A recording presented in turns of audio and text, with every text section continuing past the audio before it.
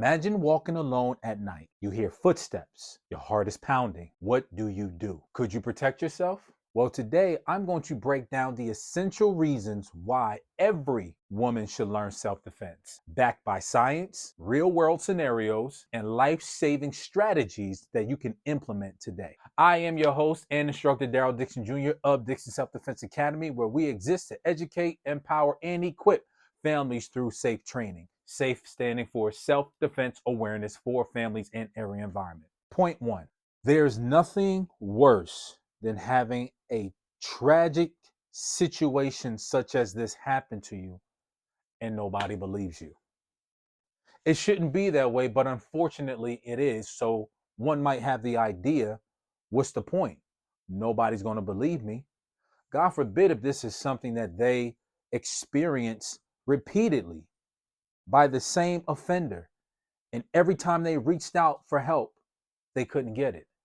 Each time they attempted to say something, they were turned down. So I can see why that fear of rejection, that fear of not being believed that something happened, when reports like this may or may not be reported, and then having to fight to prove that what happened to you actually did happen, and it shouldn't have to take all of that for you to not only be heard, but to receive justice as well. 1 in 3 women experience physical or sexual violence worldwide. Majority of sexual assaults are not reported. Why is this? Fear of retaliation, disbelief, and shame are some of the reasons why they're not reported. Now, I don't know what's worse than having a fear of rejection, because whether this happened one time, because one time is too many, or whether this happened many times. And each time you try to reach out for help, each time you try to tell someone what happened, they didn't believe you. And too often there are stories that I hear of a young girl who's experienced being assaulted repeatedly by somebody they knew and trusted. And then when they make attempts to say something about it, they're just brushed off. Oh, you're making it up. That's not true. You're just jealous of this person or the relationship. And the blow to one's heart to experience or even hear the words that I'm making this up because I don't like so-and-so, or I'm 9 years old and I'm jealous of your relationship. So this thing that you're not even considering looking into is something that I'm making up. It's a travesty. And I have daughters as well. And one of the things that I try to prepare them for, first and foremost, is learning how to defend themselves. Because I don't ever want them to be in a situation where they do not know what to do and feel like they don't have a fighting chance. Only 310 out of every 1,000 sexual assaults are reported. And the factors affecting that are fear, shame, and disbelief. And some of the psychological consequences, just to name a few, are depression, anxiety, and suicidal thoughts. The long-term impacts: 81% of women report significant short-term and long-term effects such as PTSD. 2, many women feel vulnerable but don't believe that they can defend themselves effectively. Now, rightfully so. Most women don't wake up in the morning anticipating that they're going to get assaulted or attacked in any kind of way. So it's not on their minds that, oh, I need to go and learn self-defense because I'm waking up every day expecting this to happen. No, that would be crazy. But if you don't ascertain the world that we live in, the environment that you live in, now it may be a nice environment. I'm not saying we can't live in a nice environment, but I'm of the belief that I'd rather have it and not need it than to need it and not have it. Attackers are getting bolder and bolder by the minute. So much so, I came across a story where a woman was sexually assaulted in Philly on the L train, while people pulled out their phones and videotaped it and no one stepped in to do anything. Now that broke my heart, because God forbid if that was my daughter or somebody that I knew, I would have wanted somebody to step in and stop that situation. But instead, we live in a world, in a culture now, where most people want to take out phones and record the crime. They want to record the act. I mean, you might as well say that you're complicit, because though you recorded it and you have evidence to give to the police, that person is scarred forever because you decided it was more important to pick up a phone and record it than it was to go over there and try to stop the attacker from assaulting the woman. And when I heard this broke my heart, but it made me more even vigilant to make sure that I teach my children, especially my daughters, my wife, on how to effectively defend yourself. I reiterate one more time. No, you do not wake up in the morning expecting things like that to happen. But why not be prepared for whatever may come in the event you find yourself being robbed, being held at knife or gunpoint, whatever the case may be. If you find yourself having to protect your children, or your man is not around, or your husband's not around, and it's just you by yourself or you're with your children. The last thing you want to do is panic in those situations and capitulate to the demands of the attacker, because you don't know what's going to result of that. And even if you're going to live to tell about it. And so this is very important that you do get involved with protecting yourself and thinking ahead, so that these situations don't become something that you deal with after the fact. 3, a lack of self-defense knowledge can lead to panic in dangerous situations. Now, this couldn't apply to anyone, but in particularly, we're talking about females in this video. If you don't know what to do, you're going to default to the first reaction that happens, okay? Some people, hands are up, they're compliant. Hey, I don't want any problems. I'll give you whatever you want. Even then, it's still no guarantee that they're going to let you go unharmed, unscathed. There's a scripture that I recite often, and it says, "My people perish for lack of knowledge." Now,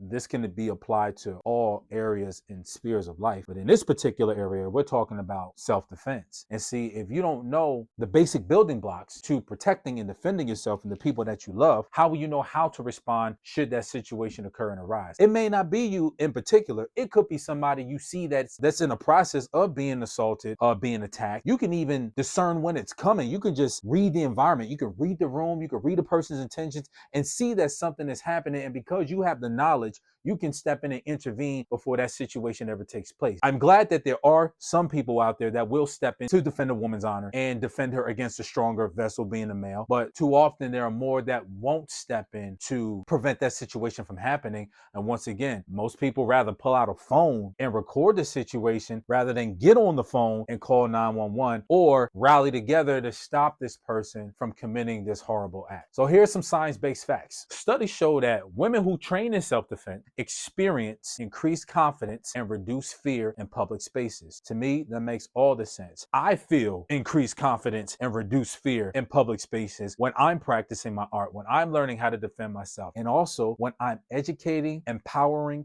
and equipping my family to do the same as well. I can know all the moves and how to defend myself. I can know everything in the world, but if I can't pass that knowledge down to my children, if I can't share that knowledge with the people that I love, if I can't share that knowledge with you, then how can I be of value? What good does it do me if, okay, I'm fine, I'm well, I'm safe, but you're not? No bueno. Muscle memory is key. Your body can react faster than your brain can if trained properly. Repetition, repetition, repetition. Just like you would do with anything. Some people say practice makes perfect. I say perfect practice makes progress, because how you do one thing is how you do everything. That's my belief. And so if I'm going to practice something, I'm going to practice it to the point of mastery. And I'm going to make sure I know it in and out, through and through. So as a great Bruce Lee said, he doesn't hit, it hits. And what he was alluding to was he practiced his art so much that his muscle memory, he would respond at the right time, at the right place, just when he needed to intercept an attack. So I want to share with you some strategies and some tips. Practice situational awareness. Keep your head up, scan your environment. I don't know how much I can emphasize this. I teach my children when they leave the house, what are you supposed to do? And I'll say, be aware of my surroundings. Look up, down, all around. I also tell them, do not be on that cell phone when you are walking, because you don't know who's watching. You don't want to get caught off guard, and you want to be alert and aware at all times. Women, please, when you're out and about, do not be on that cell phone distracted walking to your car, because attackers are looking for unsuspecting, vulnerable people to catch unsuspecting. I repeat, when you're walking to your car, when you are out and about, you need to be focused on your surroundings. You need to be aware of what's going on. You need to notice if something or someone is out of place and does not belong there. You cannot do that when you are looking down at that phone. Now, please believe your phone is not going anywhere. I'm pretty sure you can respond to the text later, or make sure wherever you're traveling from point A to point B, make sure you make it into the vehicle safely. Make sure you make it into your home safely. Have your keys ready in hand, especially if you live in a place where it's not well lit, it is dark, and it is hard to see anything out there. Try to make sure you can find a parking space under a street light somewhere. And if you cannot, scan your environment. When you park your car, keep those doors locked. Check the rear view, the side mirrors. Look around, see if there's anything out of place. Does that car look suspicious? suspicious? Does that individual look suspicious? The moment you decide that you're about to get out and exit that car, do you notice somebody deciding to walk up on you? You can't do this if you're distracted. So practice situational awareness. Very important, very key. Second, learn basic strikes. You have palm strike, you have knee strikes, elbow strikes. Fall, you have to learn how to fall because there's a possibility you can get tackled to the ground, and you want to learn how to fall so that your head does not ricochet off the ground and you become concussed temporarily or permanently. You want to know how to get back up after you're knocked down, which is called a base or a technical get up. Eye gouge, face scrapes. When it comes to a larger male assailant attacking a female, you don't want to go blow for blow with this guy.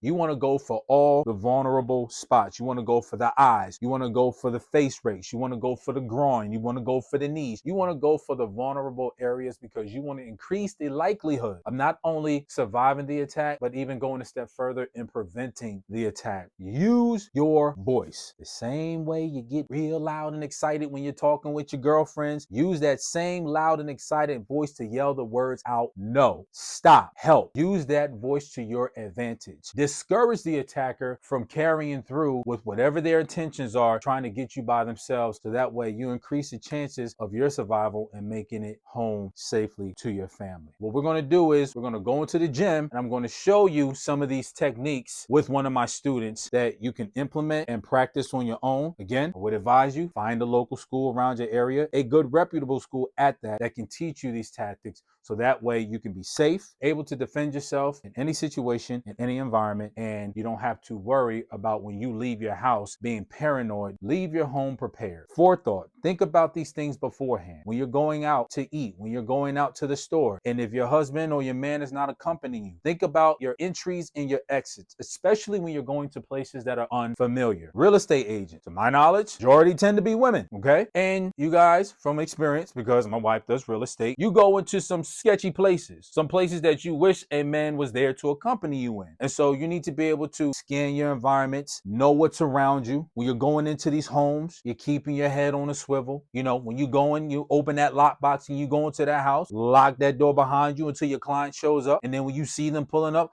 unlock that door. Make sure you're covering all exits and entryways so you can ensure not only you're doing your job in a safe manner, but you're not going out there in fear of your life because you're going to areas that other people don't want to go to. You're trying to help a client and it might not be in the best of environment. And that's understandable, but there's no excuse for you not to be prepared no matter where you go. Even when you wake up and you're driving home, do you notice anybody following you? Do you notice any people who look kind of out of place? They don't look like they're from here. Now, hear what I'm saying. If you are active in your neighborhood and you know who lives where, you'll know who don't belong there. And I'm not talking about color-wise. I'm not talking about none of that foolishness. What I'm simply saying is when you know and you're involved in your community and you know your neighbors, you know the cars, you know the plates, you know what I'm saying? If you go that deep with it, if you know who they are, then you know the people who are there that don't belong there because they don't live there. And then why are they there? Now, I'm not telling you to go and harass them and start asking them 50 million questions because you have people who do that. I'm not saying that. What I'm saying is for the women, when you are coming home, you need to be aware of your surroundings. Whether you're pulling into a driveway, pulling into your garage, pulling into a parking lot, a multiplex, a duplex, you want to be prepared for these situations. We're going to go into the dojo. We're going to demonstrate some of these moves here, and then we're going to get right back to the video.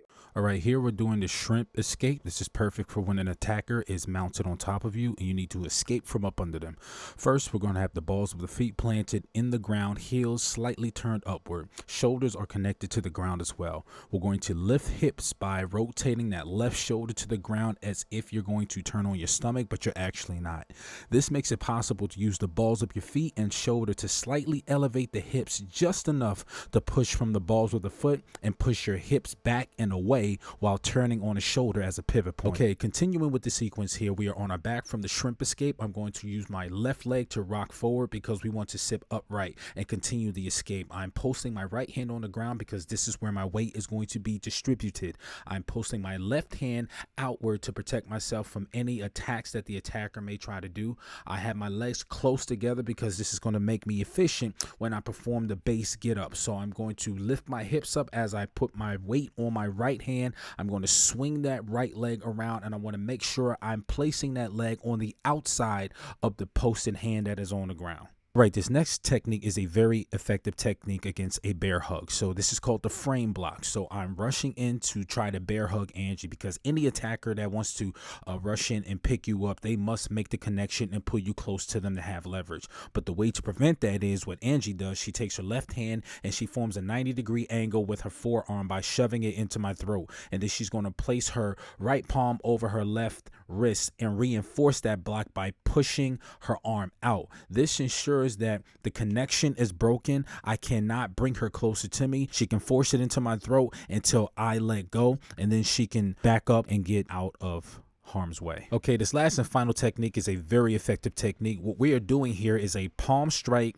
with a face rake. I repeat, a palm strike with a face rake. So we're going to time this technique by when an attacker steps in to grab, to attack, she's going to extend her arm out as a post, and then she's going to dig her fingernails into the side of the face, the eyeballs, whatever skin she can grab on that face, and rake down as hard as she can.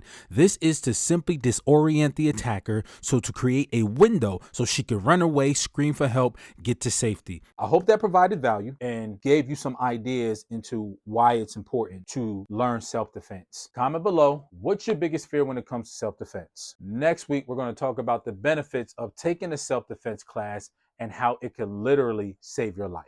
Fine, attacks can be sporadic. I'm like a drunken master without the drink spazzing. Jackie Chan on these punks who wanna rob. I'm turning supermarkets into scenes from Rumble in the Bronx. Throwing punches in bunches, every one of them landing. Accuracy's 100. I smash him with one punch, man.